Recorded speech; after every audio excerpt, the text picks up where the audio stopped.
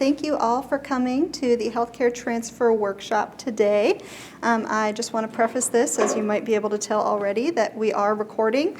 You all will not be recorded. They are just recording us as presenters and the presentation, so it will be available afterwards. And that turnaround time is usually a couple weeks. So we will let you know if you would like to access the presentation. You can always just ask us and we'll be able to send you the link, so don't feel like you have to take notes on every single thing that we say. So there's that. So the reason why we are here today is to just help inform, guide, and support you all who are interested in healthcare fields as you navigate your transfer and career pathways. We want to provide you with the information that you need and the support that you need to meet your goals, whether your goal be just to succeed in the class that you're taking, to figure out what courses to take next, or to figure out how to transfer or apply to your graduate school. So that is what we're planning to do today. Our agenda is to discuss what some of those healthcare pathways are, and then Krystal here is going to talk to you about advising a little bit, and then we're going to talk to you about what are important things to consider when you need to transfer. You are going to learn more about the Learning Support Center as well from Jeremiah, which is a really valuable resource here. And you're also going to learn what resources there are at Edmonds College and who to contact when you might need help. So we're going to do all that, and then we're going to have a little activity at the end, which hopefully will help you be able to move forward. So there's all of that. And here on this slide, as you can see, is just what some of the pathways might be. This is not an exhaustive list of pathways. If you're in this room, you might already know exactly what your pathway is, or you might be not sure. You might just be trying to figure it out. If you can see my mouse here, this prerequisite and associates area is where you probably are. You're probably getting your prerequisites that you need to apply, or you are getting your associates right now, whether that's your AA or your DTA or an Associate of Science. So you can pick one of these up. We have copies of it if you would like the whole document here. And then you can figure out, do I want to move in this direction towards a technical program? Do I want to go to graduate school, which would require getting a bachelor's down here? What would I want to major in? All those different steps. So we're here to give you some of that information and help support you. So next, Krystal is going to talk to you about advising. All right, so good afternoon. My name is Krystal. I'm one of the advisors in our Academic Advising Center. So I'm just going to take a few minutes here at the beginning just to give you an idea what your options are for advising.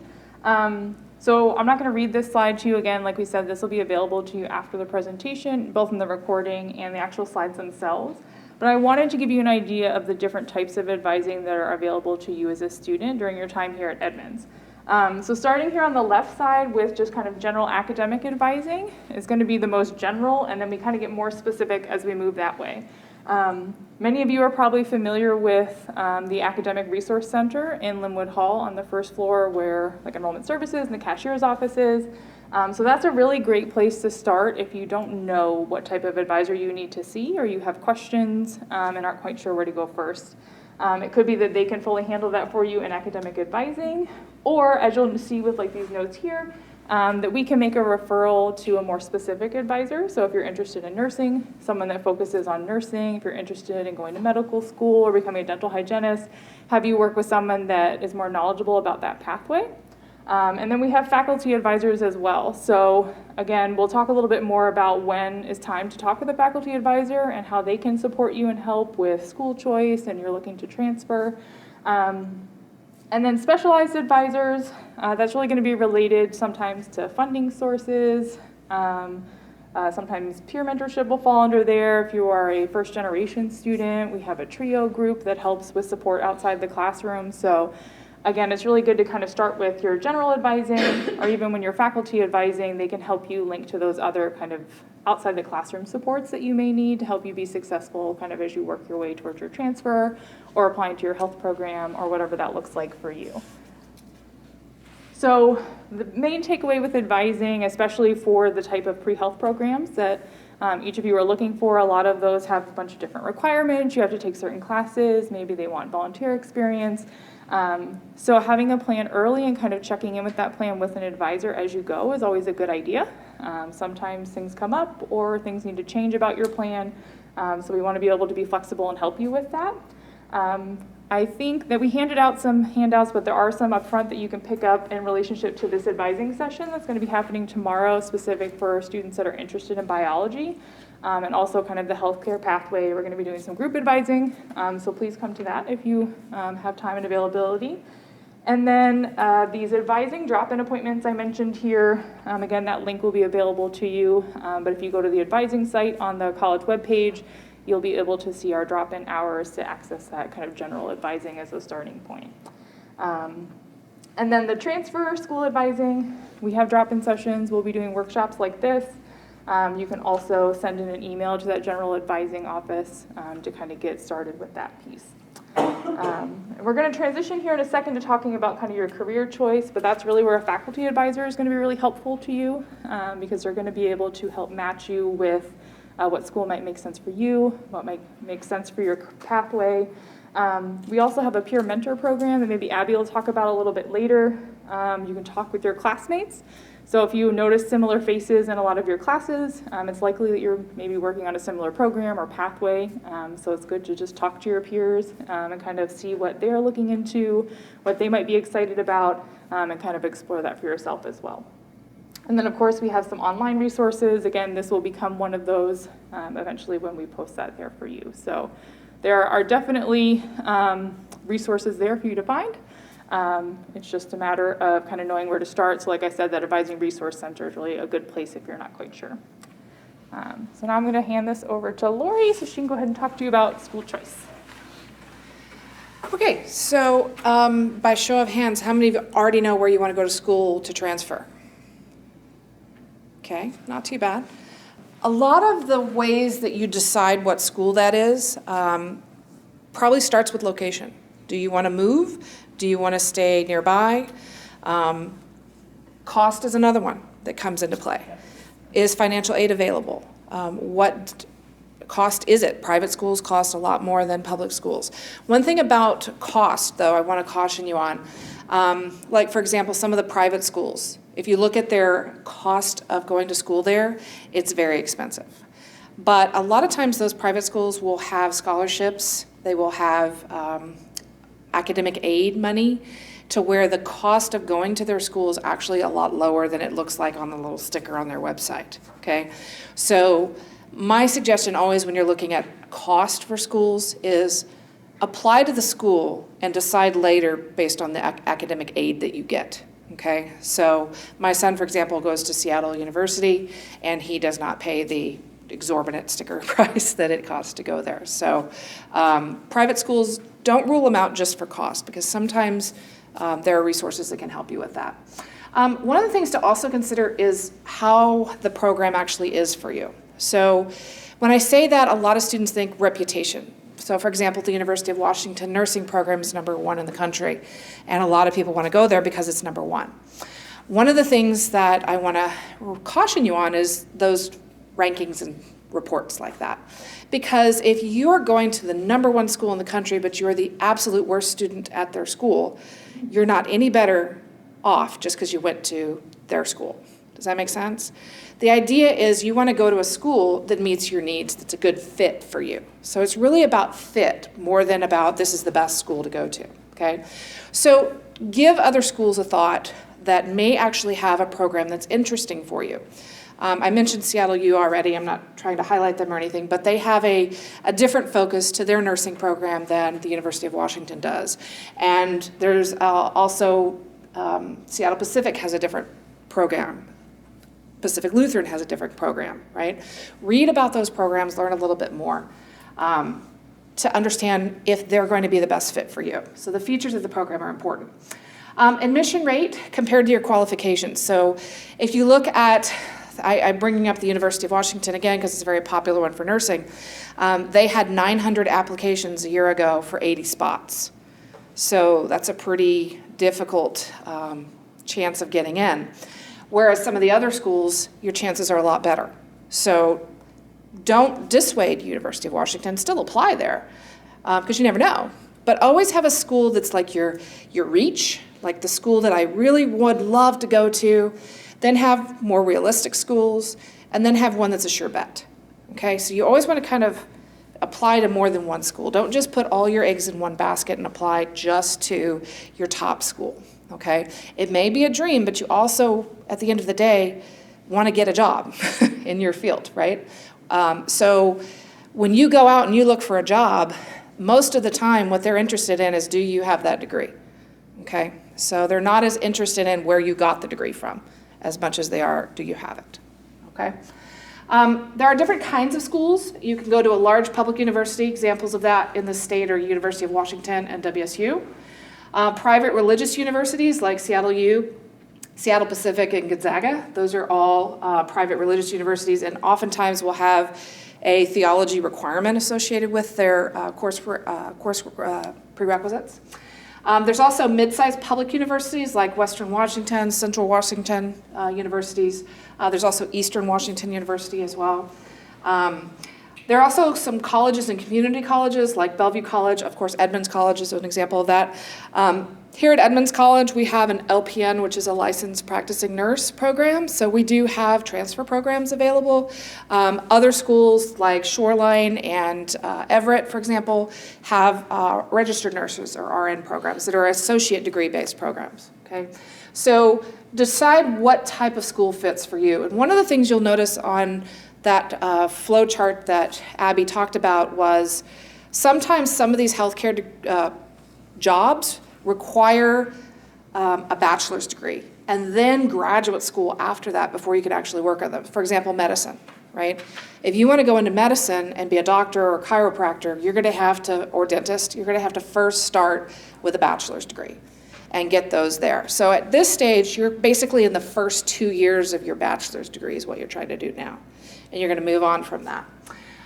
How do you learn about schools? Well, word of mouth is a great way.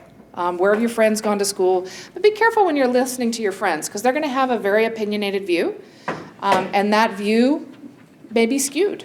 Okay, so also take your own information on that.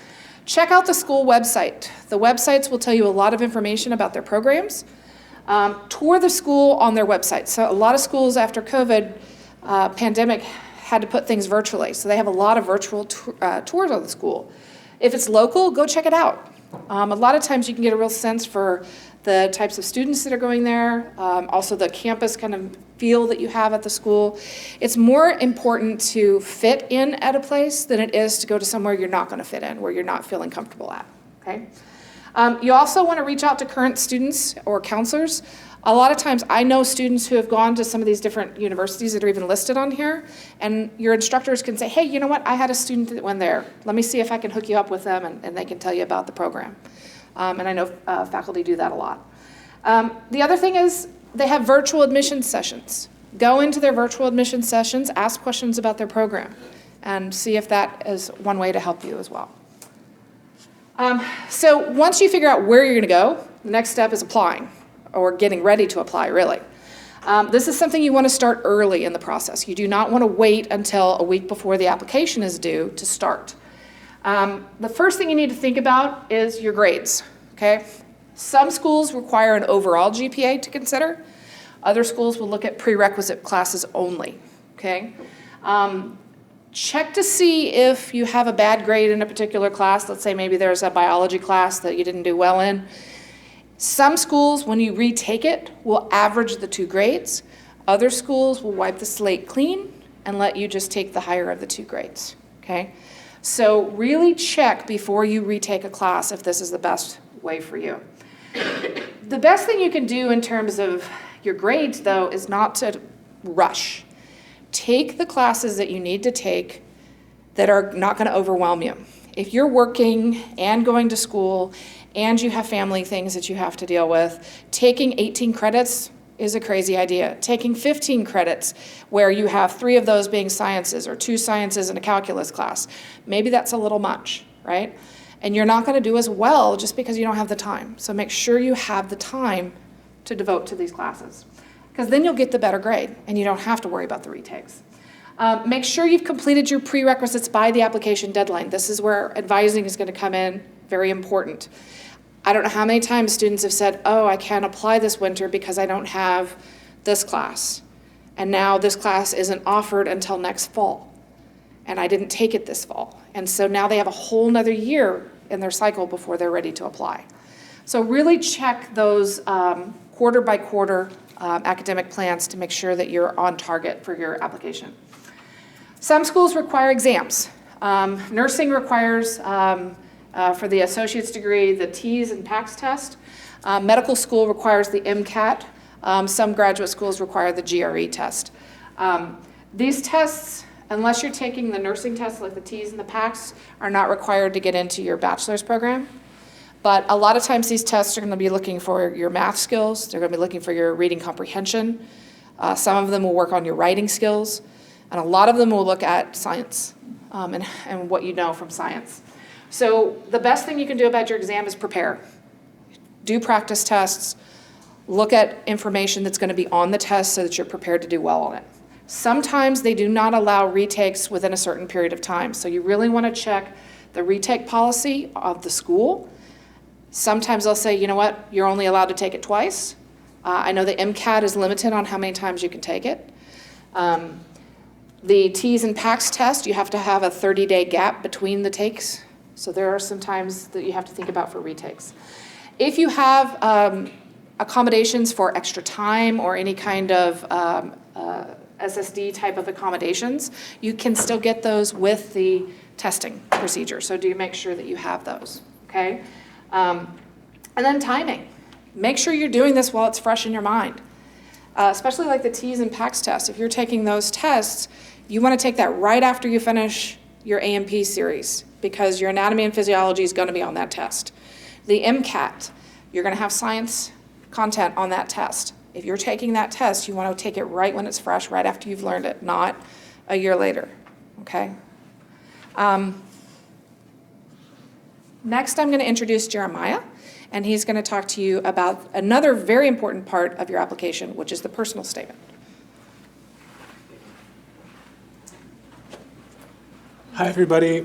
I'm Jeremiah Roland. I'm director of the Learning Support Center on campus here, and that's Edmonds College's tutoring resource for most every class, and I'll talk a little bit more about the Learning Support Center in a few minutes. But I'm going to start off by talking about the personal statement. Have any of you had a chance to write a personal statement yet? Oh, a whole big room without, oh, I see one person there. All right, so the personal statement is a really important part of your application. It's your chance to really show how you differ from the rest of the applicant pool. It's your one chance to really show up as a real person that's more than just, say, your MCAT or GRE score and your GPA. You can really help demonstrate to the scoring panel why you would be an excellent student in that program. And so you don't want to rush and do your personal statement at the last minute. And in fact, for a lot of students, they take weeks or months to really develop their personal statement so that's a true and really strong reflection of who they are as a student and why the program they're applying for is appropriate for them at that moment. So I got some bulleted points here. The personal statement is a chance to show the university, the program, why they should accept you. It allows you to show yourself as more than just your GPA, and it's the one chance to distinguish yourself from other applicants. So we heard that UW's nursing program had 800 students, 900 students apply for 80 spots. So you're going up, if that's your path, you're going up a lot against a lot of other successful students who have a really high GPA, they've done well on their exams, and then the accepting committee has to choose who they're going to invite in for either next rounds of interviews, depending on how it goes, or who they're going to accept. And the personal statement is the powerful tool that you have to show who you are, why you'll be successful in the program, why you'll be resilient in the program, and why you're just going to overall enrich that program. And then later on, maybe be a really strong person in that field wherever you choose to go. So Depending on where you're applying, there'll be different types of personal statements. One common one is just a very general one that'll have some basic prompts to guide you, and we'll look at some examples in a few minutes. And then some other schools have more directed personal statements. But it's really important that you read the prompt and understand what's being asked. And then because if you're just kind of quickly read it and start to write an essay, you're not going to be writing to all the points that they're looking for in that essay, and that's going to really just knock your application out of consideration. I suggest you write a specific personal statement for each school that you apply to. Really get to know the school, get to know what their values are, their mission is, get to know why that program would be a good program, and then come at that personal statement with kind of a fresh sense of a purpose for writing it for that particular institution. If you try to go too broad and too general with your personal statement so that you can apply to a lot of different universities, it'll show in your essay. So the more you can get specific about that university and what's kind of led you to that path, the better. There'll be commonalities between your applications to different universities, but if you get to know some universities well, maybe you've toured them, you've spoken to counselors, you've maybe gone to some information sessions about that, you might get a real personal sense of that university, and it might help guide you with how you write your personal statement. Don't do it last minute. And then plan to seek feedback on your writing and expect to make lots of substantial revisions and rewrites. Most people all through high school and 2 years here, most of the writing that we've done isn't personal, right? We're getting to learn how to write academically, we're not using I and you, and then we suddenly go to apply to a university and we need to talk all about ourselves, and we haven't had practice doing that. And so the personal statement can be a challenge when we haven't had a lot of experience writing about ourselves. So starting early, starting to do brainstorming, starting to talk to people around you about why this program is right for you and kind of what has brought you to this moment to apply can help you get to develop your story. And really, it's a story, and you want to choose to make sure you do a really good story in your personal statement. One of the challenges for a lot of students is choosing which story to tell. We have a lot of stories that have brought us to this moment right now and why we're going where we are, and you really want to be very intentional about what story you tell, how much you show, how much you kind of keep back. You want to show up as a really strong candidate. It's really a lot of exploration about yourself and how you want to show up and present. Strong personal statements show the university why they want you and why this program is a strong fit for you. Again, fit. It tells a story of you and your path. It goes deeply on a couple focused ideas and themes, and you really want to go deep rather than broad. If you just kind of do a brief survey of your whole life and not really go deep into anything, you're not really going to maybe reveal what you need to the scorers. And it's compelling and makes the reader want to get to know more about you, or makes that panel say, yes, I want this individual in this program. All right, there are some really good resources out there. I've linked this resource here. This is from Purdue University, their online writing lab. And particularly, this is linked to their personal statement section. And it, more than just what I've talked about, it goes into really great detail on brainstorming, what questions you can ask yourself before you begin writing your personal statements. And we have everything from what are your career goals to what details of your life have shaped you or influenced you. And so you'll want to work through here and just take a look at this. And it's extremely in-depth with all sorts of advice that I can't go through right now. Let's see, some points that so be specific. I want to talk about that. Some personal statements have word limits. I was working with a student the other day that there was a 650 word limit on the essay, and the student was at 750 words. So the student had to cut out 100 words from their personal statement. And so especially with personal statements where there's a limit on the number of words you have, you want every word in your personal statement to be valuable. So you're avoiding cliched phrases and redundancy that doesn't help move along. So if you say, all my life, ever since I was a young child, I've pictured myself in the field of healthcare, that doesn't do much for the reader. Rather, you really want to move towards maybe some transformative moments in your life that helped build that image of healthcare being part of your future. We don't want to just think like, oh, it's been there all the time. We want to know why healthcare resonates with you and why this is a passion that you're ready for and you're pursuing. Any questions so far? No? All right. And lots of great advice on this. Again, concentrate on opening paragraphs, and again, avoid cliches.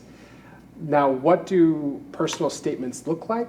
This website has examples, so you can click on that and see some personal statements of successful applicants. I'm not going to look at those at the moment. I want to point out it also has advice from admissions representatives, so you can look at from people who actually sit on scoring panels and decide who they're going to invite to the university or not. You can kind of hear some of the things that work well for people and some of the other things that are deal breakers when they see them in paper here, or see them.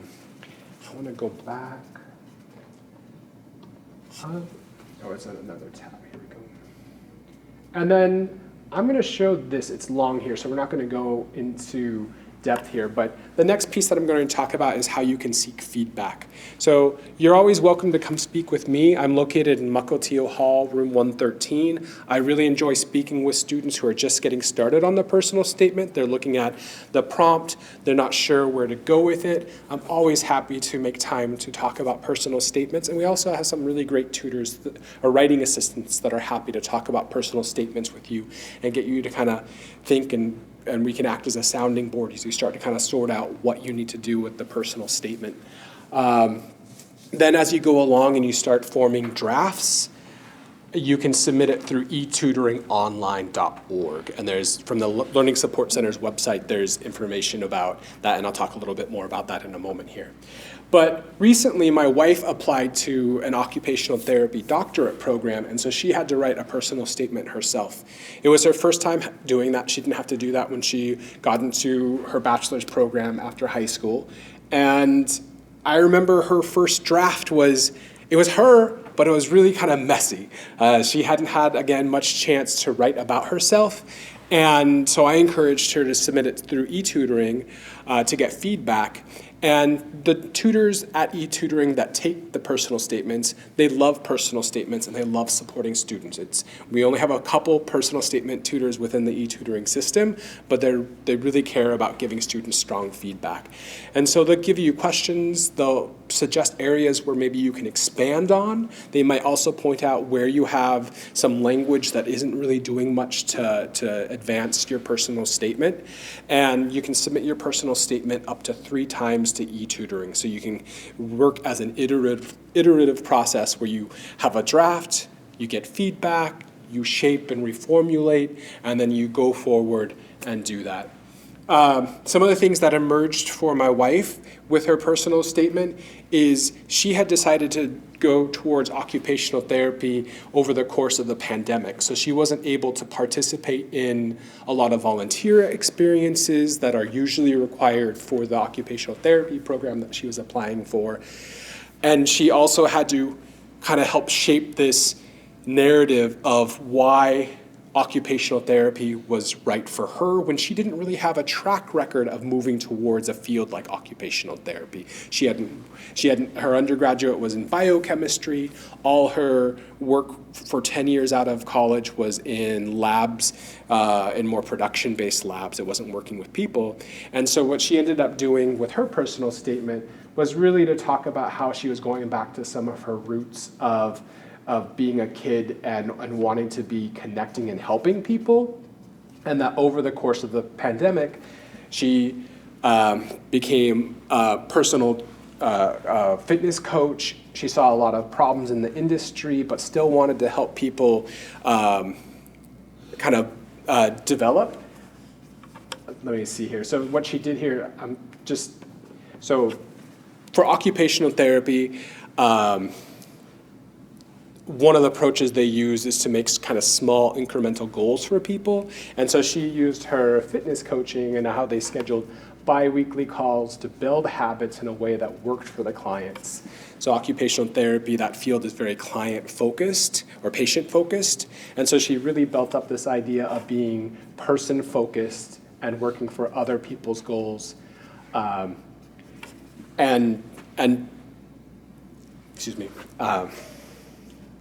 each time she went through the writing process, she started to better link to the mission of the university she was applying to. The school is very service-oriented, so they wanted to see that you were connecting with community, that you wanted to help support people, and she was able to build that within her personal statement to really augment why academically it was the right place for her.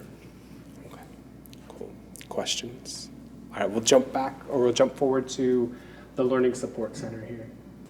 All right, so the Learning Support Center is Edmonds College's drop-in tutoring resource. Before the pandemic, we used to support most every subject on campus: biology, chemistry, physics, engineering. We're a smaller program now. We just don't have quite enough tutors to cover everything. We cover all levels of math and all types of writing right now, and then some few select classes at other times. I'm rebuilding our tutoring crew, so as you are students navigating Edmonds here, if you decide you want a campus job, I'm absolutely hiring people, especially people in the sciences or writing assistants. We're located over in the Mukilteo room 113, and we also have live tutoring online that you can get access through our website. If you're finding that as you're writing your personal statement or you're working on other classes and you're having some grammar issues, you can come visit our grammar corner within the center, where it's staffed by faculty that'll dive deep into what issues you're facing with grammar and help you work through those with some exercises. And then also you can work with a group of tutors through e-tutoring. And those are tutors from a whole lot of West Coast colleges and universities that have formed a pool of tutors that are available online throughout the week. And that's the resource we'll have you turn to for getting feedback on your writing assignment or your personal statement. All right, any questions for me? All right, cool. Again, I'm Jeremiah Roland. I'm the director of the Learning Support Center, and I extend myself and the center to support you with your personal statements. Thank you so much. Thank you, Jeremiah. So a few other things we have to think about when applying to programs. One of them is experience. You'll find that a lot of programs, as you saw in the personal statement that Jeremiah was talking about for occupational therapy, you have to connect experiences. So how do you get those experiences, and what makes an experience? Some programs, like physician's assistant, require you to do job shadowing. They have a set number of hours that you have to do, where you actually contact someone and literally follow them around for the day.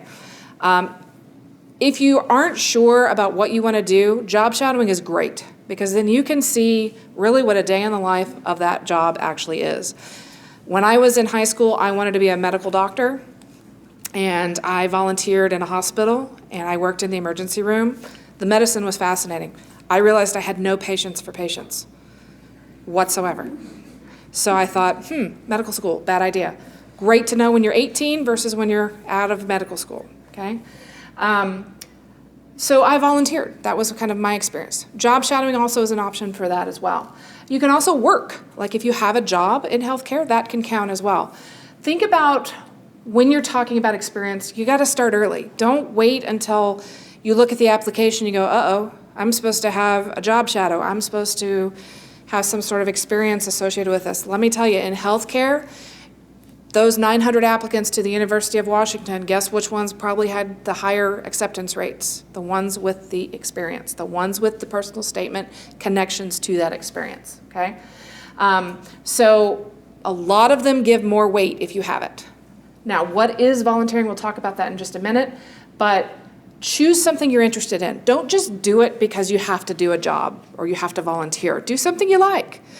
then you really kind of experience it and you put more into it and you can get a lot more out of it as well. And you can talk about it better in your personal statement too. Some healthcare positions, volunteer-wise, require certifications. A lot of the nursing school applications are going to want experience, and many of those say CNA, which is a certified nursing assistant, is not required. But we do want work experience. And what you're going to find is you can't get the work experience if you don't have the CNA license, right? So it's kind of a catch-22. The governor of of Washington has said, we can't require you to have a CNA license, but we know that experience is necessary. So the schools say, you know what, we can't ask for a CNA, but we can certainly ask for experience. And it seems like you don't need one, but in a lot of cases you do have to have that work experience. Now, could you be working in healthcare without working with patients? Sure. You could be a coordinator for the floor. You could work, when I was doing the emergency room work when I was 18, I was an admitting clerk. So I had patient interaction, but I wasn't doing vitals. I wasn't doing anything like that. You can also be doing volunteering or work experience by networking. I had a student who wanted to go into physical therapy, and she asked me, what do I do? I don't know any physical therapists. And I said, well, let's look into some places that do have physical therapists. And I said, look at sports, because she was interested in sports therapy. So I said, look at some of the sports teams in the area, contact them and see what happens. So she contacted the Seattle, I think it's called the Seawolves, the rugby team, the professional rugby team. And all she did was send an email to the director of their physical therapy. And he said, yeah, come on, let's have a coffee. So they met for coffee. And long story short, she turned that one meeting for coffee that came from an email into a job with the Seattle Seawolves. So, and she got some serious experience from that, and then was able to work in their clinic as well. And it was great. So you never know what a simple email will do. You never know what a teacher's recommendation will do. So if you have, a professor of anatomy and physiology like me, and you're interested in, physical therapy, I have connections. I can help you. Your other faculty at Edmonds College also have connections. They can help you as well. But even if you have to just cold call somebody, talk to your doctor. Like go in for your doctor visit and say, hey, by the way, can I job shadow you one day? Some places do require an application. That application usually requires a recommendation, which I'll talk to you in a minute. And sometimes age restrictions apply because you're working with patients. So a lot of your volunteering usually requires you to be at least 18. What are some possible volunteering options? Well, I put a link here to the service learning opportunities at Edmonds College. We have a community farm here. They had a work party, I think, yesterday or today. So there's opportunities to do community farming. I was talking to a student interested in becoming a dietitian. And she's like, I want to go work on the community farm and, get a feel for that side of food science. And I said, that's a great idea. And she's like, but I want to know more. And I was like, well, think about the food pantry here. Volunteer in the food pantry. Volunteer at the food banks in the area. Those are other good places that you can volunteer if you're interested in nutrition. Healthcare doesn't mean you have to work in a hospital. It doesn't mean you have to work with patients.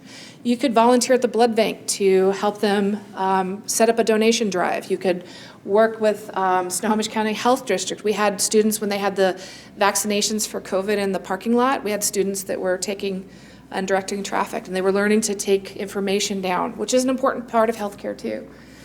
Church organizations, some other community kitchens, don't overlook those. You're still dealing with populations that are underserved. One of the things you'll find on these personal statements is they're going to ask you about your connection to underserved populations. Community kitchens, church organizations, those are great ways to actually get out into the community and be involved in those organizations. Questions so far? All right. This one is a personal thing for me, and this is very important. The personal statement is one of the two areas where you can get a big push into your application process. The second one is your recommendations, okay? When I went to graduate school, I wrote a personal statement, I had some decent grades, but you know what got me in were my recommendations.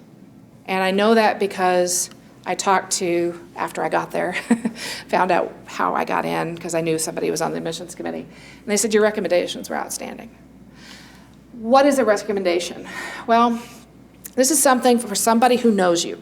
They've either worked with you as a supervisor or coworker, like in healthcare.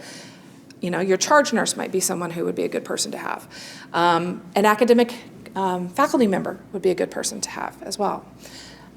Make sure it's someone that's known you for about 6 months. It's hard to write a recommendation for someone you barely know, okay? And you'll find faculty sometimes that'll say, absolutely, yeah, I'll write you a recommendation. But it's not necessarily going to be a strong one. So make sure they're willing to write you a positive, really good recommendation. Make sure you have a relationship with them. Build that relationship early. Faculty here at Edmonds College are really nice, and we want to help you, right? So get to know us and ask us, questions. And, the fact that you're here right now means you're interested in learning more. One thing you shouldn't do, though, is have a family member write it. And this I say not because mom's not going to write you a recommendation, because sometimes you work with an uncle who has a home care facility and you work at their place. They really can't give you a recommendation. Even though you worked for them, you're still related to them, so it's going to be a biased recommendation. So you really don't want to use a family member, even if you worked in their facility. When you're asking for a recommendation letter, some of the things you want to do is ask early and remind them. It's okay to send a reminder email and say, hey, Dr. Hayes, I haven't gotten that recommendation from you yet. And you'll be like, that's right, you haven't. I need to get on that, and I will. But I like the reminders. The reminders are helpful for me to do that. But I also do not like when a student 2 days before the application is due says, hey, by the way, can you put a recommendation in? I can, but it's not going to be very good, right? I haven't had time to think about it. I haven't had time to work on it. The other thing about your recommendation is you want to make sure that you tell the teacher what class you took from them and what quarter you had them, because there's nothing more challenging. Each quarter I have about 3 classes. In my 3 classes, if I have 25 students, I have a minimum every quarter of 75 students. And so if you say, hey, Dr. Hayes, can you write me a recommendation 2 days before it's due? And I'm like, when did I have you? Especially with the pandemic, when we had a lot of cameras were off and we only knew somebody by the name that was on the screen. It gets hard to write a recommendation for someone if you don't know them, okay? So make sure you give them information. Also, if you haven't had them in a while, ask them questions like, hey, I actually still want to be a nurse, but I actually got my CNA now, so I can actually put some personal information in there. So you want to make sure that personal information is available. Tell them what experience you have. Tell them what schools you're applying to, how many they're going to have to write for you, when the deadlines are. So there's a little bit of information you need to include in there, okay? And lastly, and this is the most important thing, make sure you are asking someone who knows you really, really well, okay? Just because you got an A in their class doesn't mean they know you really well. If you've taken the time after class to talk to an instructor about the course material, if you're interested, they know that. They can talk about that kind of stuff. And that's going to make your letter stronger. Your letter is always stronger in a class that you A, did well in, and B, you knew the instructor really well. Okay? But most importantly, do not wait till the last minute. And what I mean by that is give them at least 2 weeks, at least, to know. And don't just send them a link that says, Common App, so-and-so is asking for a recommendation. That is going to be the fastest way to not get a recommendation ever from that faculty member. Always ask them directly. And you can either do that in person or via email. In person's always nicer, but email certainly works too. Okay? All right. Last thing, I'm going to turn this over to Abby to finish us up and take us into the activity. Okay, I hope you all were listening because clearly Lori feels very strongly about recommendations and she has very good tips for you. So we've given you a lot of really good information and told you about some people that you can contact, some resources that you can go to. This slide at the end just basically subs them all up and adds a few more. So Jeremiah did a great job of explaining the Learning Support Center. There's a link to it here. Like I said, this presentation will be recorded, and I will also send out an email with the slide deck. So I know we keep saying the links, and you're like, what links? How are we going to get the links? I will send out an email with the slide deck, so you'll be able to have the links. So the Learning Support Center, and then Jeremiah's email, and then like he said, he is in Mukilteo 113. The Advising Resource Center, as Krystal said, is first floor Lynnwood Hall, and you can email the advising@edmonds.edu email. Lori Hayes is the faculty advisor for the SNO, the Student Nurses Organization. So that is another really great resource if you're interested in nursing specifically. So you can talk with Lori about that. I don't know if there's a SNO email or... There's a website, yes. Okay. The link is on the website, and you Yes. can connect to them by the website. Perfect, okay. So you can go to their website. And then the Career Action Center is another great resource as well. They can help with interviews and resumes, and if you need a curriculum vitae, which is a list of all of your experiences, your professional experiences, academic experiences, all of that. Some jobs require that. I don't think most graduate schools do, but if you need to help work on that, the Career Action Center is a great resource as well. And Doug Evans and Ronnie are great resources, and their emails are linked here. I help direct the RISE Peer Mentor program. So that was mentioned earlier. The Peer Mentor program helps connect students with other students who are taking a similar major. So we have currently one pre-med mentor who has about 6 mentees and is really great at helping all of these students. And so I would love to have more if you would like to sign up. She currently doesn't have capacity to take on any more mentees who are pre-healthcare related at the moment. I'm hoping to hire one more pre-health mentor for winter. That could be pre-nursing, pre-med. It's pretty open. So if you are interested in applying to be a mentor, there's a form up here that has information about that and a QR code to the application. If you're interested in being a mentee, you can apply to be a mentee as well. Like I said, there will be a wait list at the moment just because we don't have that person and my current person is at capacity. But when we do have capacity, I would be happy to let people off that wait list. And then the STEM study room is another great resource if you need help with any of your STEM coursework. If you're taking calculus and it's really hard, we have great math tutors. If you have to take physics for your requirements, we have physics tutors, we have chemistry, all of that good stuff. So if you need help with your STEM coursework, the STEM study room is just this classroom to your left.